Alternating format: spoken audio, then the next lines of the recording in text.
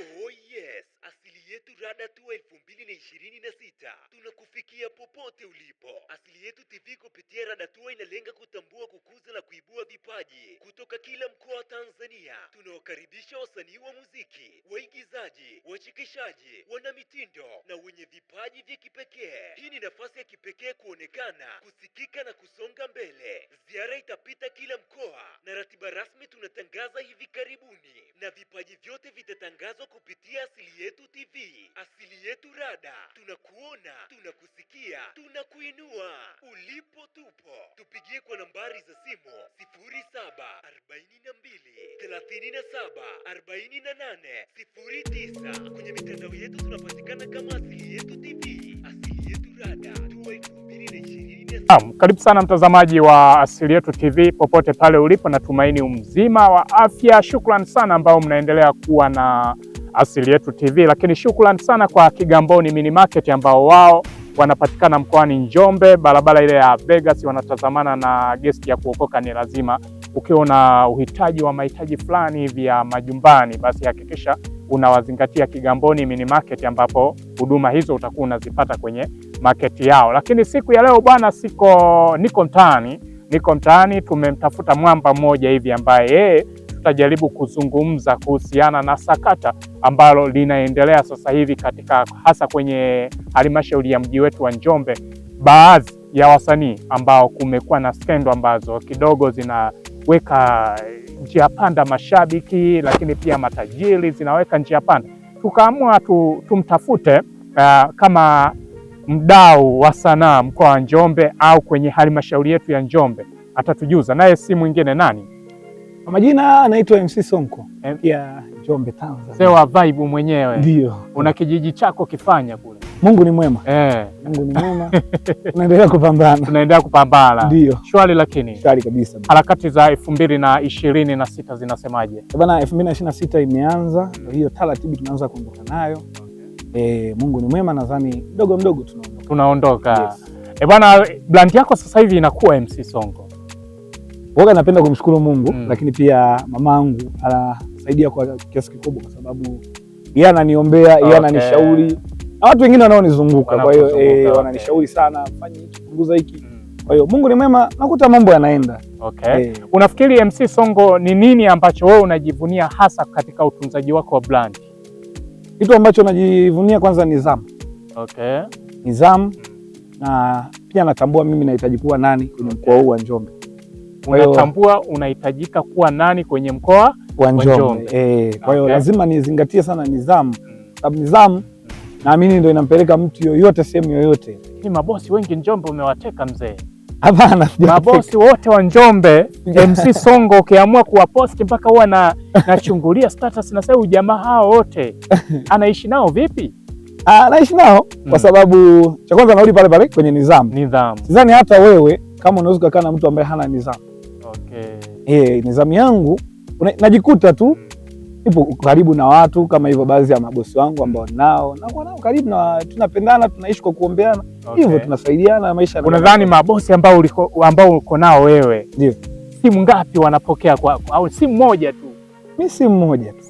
Simu moja. Yaani hawana jiulizo, kwa sababu siwezi kupiga simu ambapo hapana jambo la msingi. Siwezi kupiga simu nikaanza kuongea vitu ambavyo havina msingi. Lazima nitapiga simu niongee vitu vya msingi. Yeye mwenyewe anayeona simu yangu anajua huyu mpaka mimi nipigie kuna issue moja mbili sana. Ndio. Bwana, turudi sasa kwenye harakati. Tumegusia kwenye brandi, tumeshajifunza, na kwa sababu issue ambayo tunataka kuiangazia ni issue ya brand. Tumeona hapa katikati 2026 Januari kabisa, halmashauri ya mji wa Njombe, tunazungumzia kwenye mji wetu. Tukisema tuhame kimkoa tutakuwa hatujatenda haki. Ndio. Tuko kwenye halmashauri yetu ambapo tuna wasanii. Tumeanza kuchangamka mapema sana.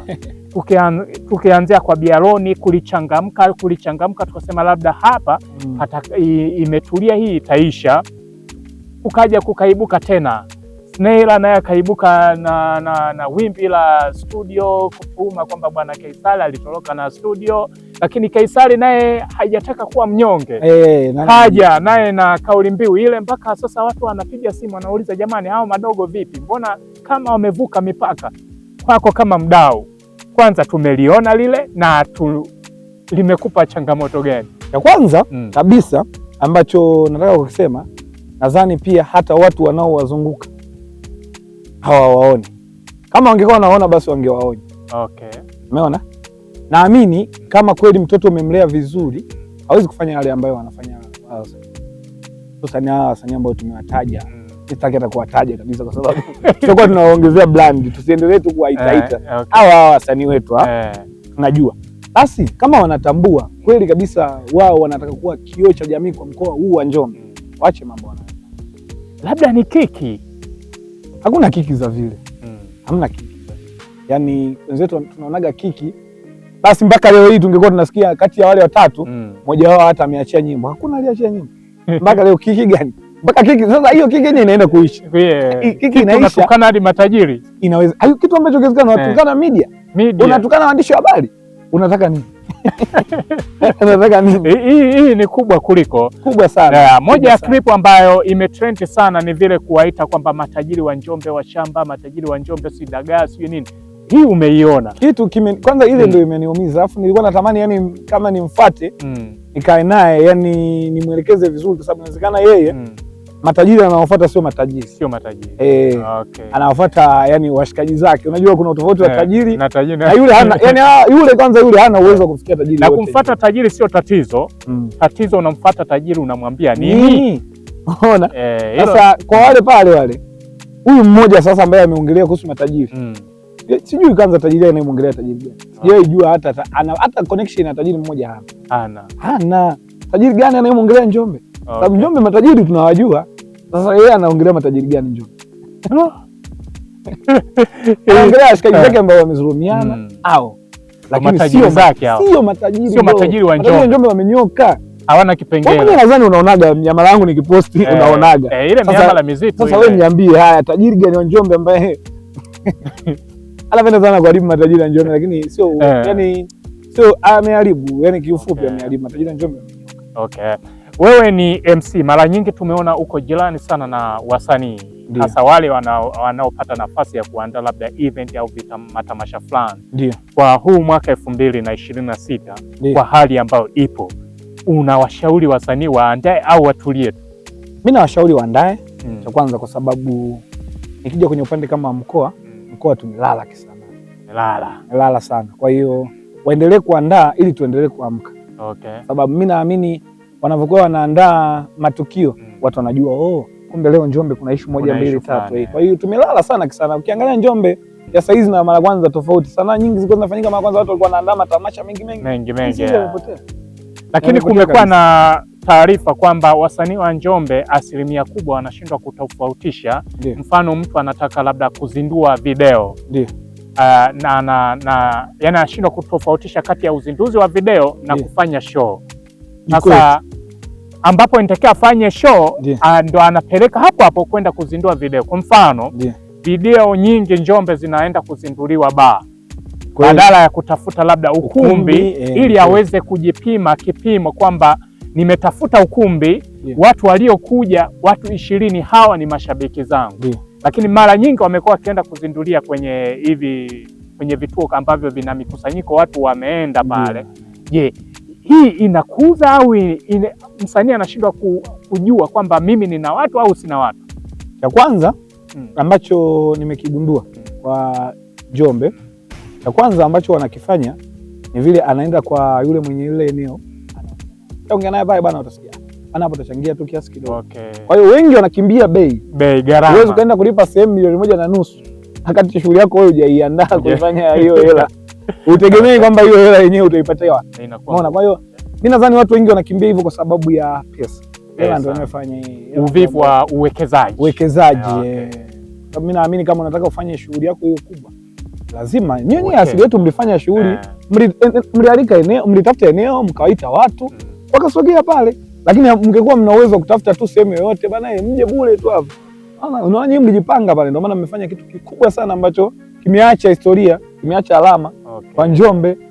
Unadhani sasa hawa wasanii wetu lengo kubwa si kuwasema, lengo au wafanye nini ili sasa hii sanaa wanayofanya yaendane na matukio ili waingie sasa kwenye chati? Cha kwanza wajiheshimu. kwanza kabisa wajiheshimu, lakini pia kazi zao wajaribu kushirikisha wasanii mbalimbali, wasifanye wao kwa wao muziki wetu kabaki Njombe. Tafuta msanii kutoka Dar es Salaam, fanya naye ngoma, wekeza yeye. Yaani tumeona mwenzetu B2K anaondoka lazima wasanii wakubwa, umeona. Kwa hiyo wajaribu kuwekeza sana kwenye sanaa. Sanaa haihitaji hela ndogo, inahitaji hela nyingi. Pia sasa ndio tutarudi pale pale, inatakiwa kupambana wapate hela za kuwekeza, sio majungu mitandaoni.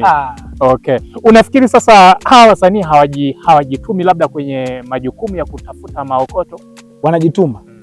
Baadhi ya wasanii wengi sana naona wana kazi zao, mmoja tu yalalamika, lakini sio hivyo. Na mkoa wa Njombe huwezi kulalamika, haiwezekani. Utakuwa ajabu. Huwezi kulalamika kwenye mkoa wa Njombe kwamba hali ngumu, kupeleka mtoto sijui unashindwa. Sio kweli. Ambacho unatakiwa kukifanya ni uwekezaji. Tafuta kazi, fanya lakini save. Save. Sasa mtu unapata 10,000 unatumia 10,000 yote, haiwezekani. Huwezi kufanikiwa. Hakuna mtu aliyefanikiwa kwa hivyo. Hata kama utasave 2,000 leo, kesho kutu, haibaki pale pale. Unakuwa mnaondoka. Lakini kupitia sakata hili, kitendo cha kutukana mashabiki, wewe mwenyewe ni shabiki. Ni kweli? Sasa unajua ambacho nimeshindwa kuelewa ni kitu kimoja. Wewe ni mpishi. Unawatukana walaji. Hicho chakula nataka Arena. Mwisho wa siku watakiacha sebuleni kwenye hotpot. Ale nani? Sasa ambacho wanakifanya kama hivyo, anatukana mashabiki, anatoa nyimbo anataka sisi tusikilize. Anatukana watangazaji. Anatoa nyimbo anataka apeleke redioni. Sasa na kumpa presenter, yani kwa mfano ukaja kwangu, Asili Yetu naomba nisaidie kupushi hii nyimbo. Ukanipa shilingi 5,000, sio malipo hayo. Sio malipo. Ile ni posho tu. Yani sio malipo kabisa. Tuseme kama ni sadaka fulani. Sadaka, yani wewe mwenyewe tu umeamua. Asante, mtu hawezi kunisemea. Kabisa, ni kweli. Kwa hiyo unafikiri hili sasa kuwatukana mashabiki, najua wewe unakutana watu wengi. Kuna malalamiko ya mashabiki ambao wamekupa. Cha kwanza, kwenye kutukana mashabiki, mimi nazunguka nakutana na baadhi ya watu wanasema, yani bana, sisi hata tukienda pale tukisikia sehemu nyimbo ya mtu fulani inaimbwa au imepigwa hapo, sisi tunaondoka wote. Sasa imagine kama mtu anakuambia bana, ukipiga hiyo nyimbo hapo kwenye eneo lenu, sisi hatutaki kabisa kusikia hizo nyimbo za. Sasa anaharibu. Kwa hiyo amejaribia yeye mwenyewe, na ambacho ndio kufanya simshauri au lazima afanye, sijui yeye na moyo wake atakavyoona. Kwenye yani atukane hao wengine wote mashabiki wanakuja kumpiga mtaani. Maana kwenye matajiri tumesema matajiri hawezi kuonana nao kirahisi. Sasa huku mtaani mashabiki si tupo huku mtaani, tashindwa kumpiga. Watampiga. Kwa hiyo mashabiki asiwaguse kabisa mashabiki, kwa sababu shabiki ananunua MB, anakusikiza wewe simu yake. Ili mtu upate sijui viewers zile, inatakiwa pengine dakika moja au yamesikiliza ili upate wewe viewers. Dakika moja pengine na sekunde kadhaa huko ndio unapata viewers. Sasa mimi na MB zangu kusikiliza dakika moja, si zinaenda MB nyingi sana. Sasa hapo anakuja kwa mtu kunitukana. Labda inawezekana taasisi ambazo zinasimamia hawa wasanii, labda kwa sababu hawajawahi kutoa adhabu, watu wamejisahau. Kweli, ni kweli, kwa sababu pia hata swala la taasisi ambazo zinasimamia kufanya semina, sijaiona BASATA wameita wasanii labda wa mkoa wa Njombe wote wakusanyike hapa. Jamani, kuna baraza la BASATA wamefika hapa, viongozi wanataka kuongea na wasanii, wawape semina, kate vibali, mfanye nini. Sijawahi kwa kweli. Labda kama wamewahi kufanya, mimi sikusikia, inawezekana. Lakini kingine pia, nadhani Njombe tuna ofisi za utamaduni. Wale wanasikia, wanaona. Wale hakuna nyimbo zinadhani msanii wa Njombe atatoa wale hawajasikia. Lazima wazingatie, kwa sababu ni kitengo maalum kile. Kwa hiyo kama ni kitengo maalum, basi kitusaidie kukaa na hawa wasanii, kuongea nao, waone angalau wanafanyaje, kwa sababu kama kuna ugomvi au kama kuna nini, yani tujue, kwa sababu wanapiga danadana. Haieleweki ni nini shida. Yani funo ya mtu mashabiki hatujui hiki au nini shida ni nini. Wakae nao, waite hapo, wakae kati, basi tujue shida nini kilichopo, wawape pia darasa. Hakuna kiki za vile. Hakuna star mkubwa ambaye anawahi tukana eti watangazaji mashabiki ametukana. Nani wewe ambaye anafanya hivyo? Hayupo. Haipo, na haiwezekani. Hakuna kiki za hivyo. MC Songo bwana, tumeangazia sana upande wa wasanii, kuona upande wa kwako. Kifanya baba, Kifanya watu wanalalamika, anasema bwana Kifanya nembo ni MC Songo. Why? Mimi nadhani au bosi kakusainisha mkataba? Na mkataba ndio. Okay. Lakini pia kitu kingine, kitu ambacho watu wanatakiwa kufahamu ni kwamba hakuna mtu anapenda kitu kibaya. Okay. Watu wote wanapenda vitu vizuri.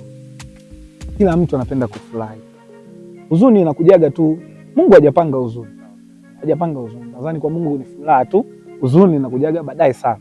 Sasa kwa mfano kama Kifanya, mimi na watu ambao wanasema Songo unafanya vizuri bwana, tunaomba tufanye hivi, tunaomba tufanye hivi.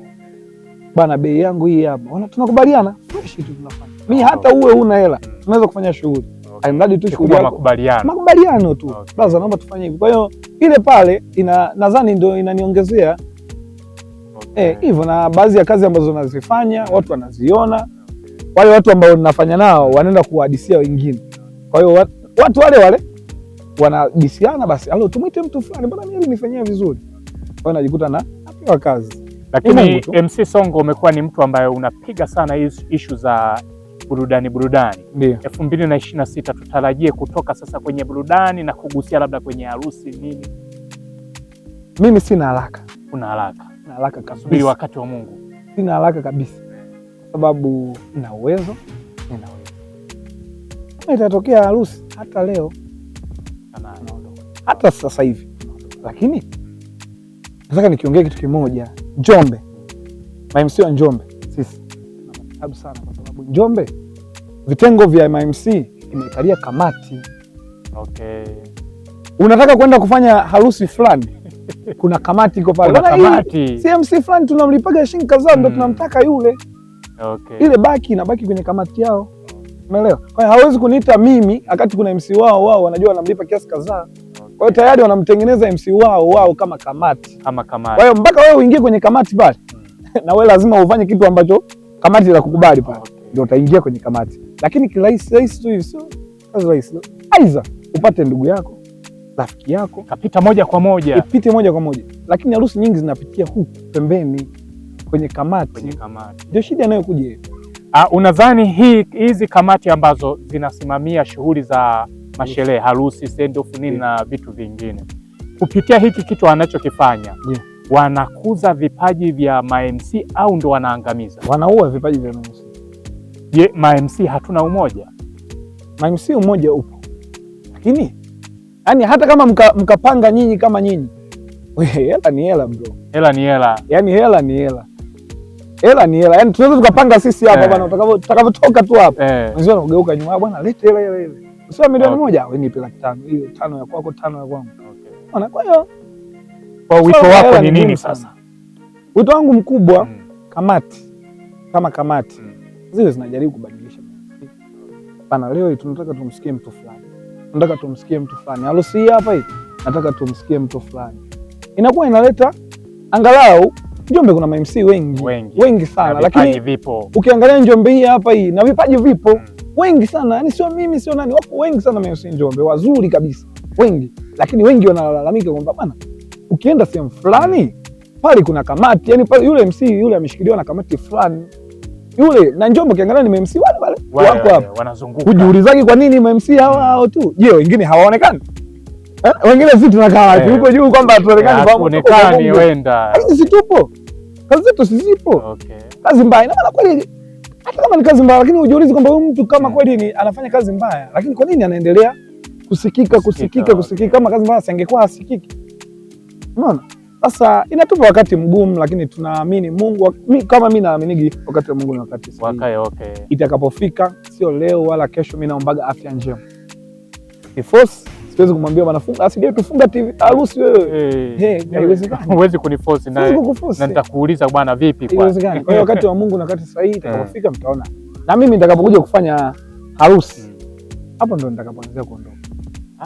Yaani hilo ni agano lako. Na agano langu kwamba yani siku tu yani hii kumba yani tunza kumbukumbu kwamba mimi nitakapokuja kushika harusi ya mtu yoyote awe wa Njombe au wa nje au send off hapo ndo nitakapoanzia kuondoka. Okay. Safari yako itakapoanzia pale Nadhani hata sasa hivi sipati harusi wala send off kwa sababu sijawahi kusimama kwenye send off wala harusi. Ndio maana napata wakati mgumu na ingiaje, lakini uwezo ninao. Lakini sasa bado hakuna mtu ambaye amewahi nikuta nashughulisha harusi. Umeona? Lakini nitakapopata ndio pale nitakapoondoka. Naamini. Okay. Mwamba, umeeleweka sana. Una kipi cha kumaliza nacho? Cha kumaliza, kwanza mimi niwashukuru Asili TV. Shukrani sana. Lakini pia nimshukuru Mwenyezi Mungu kufanya tuko hai leo tumekutana hapa. Lakini pia niwashukuru watu wote wanaonizunguka kwa maana wananipa kazi. Lakini pia niwashukuru mabosi wangu ambao wanafanya nao kazi, wananipenda kama mtoto wao. Mimi asilimia kubwa mpaka mama ananiulizaga, wewe unaishi na watu hivi. Kwa hiyo hao watu ambao wananizunguka hususan mabosi zangu, tamani kuwataja lakini wako wengi sana. Tajia hata angalau hata watatu tu au watano hivi haraka. Basi wa kwanza kabisa Mama Salas. Nilijua tu kuna miamala au anaiona pale. Mama Salas wa kwanza. Charlotte sana, unasalimiwa na kijana wako. Wa pili anaitwa Magnus ambaye ni HD pale. Anakuzingatia sana Mwamba wangu, lakini pia kuna mtu anaitwa Niki, muuzaji wa vifungashio huyo. Ye mara nyingi anadili na magari. Gari. Niki. Akitoka Niki anakuja Dennis wa mwisho anaitwa Bonifos.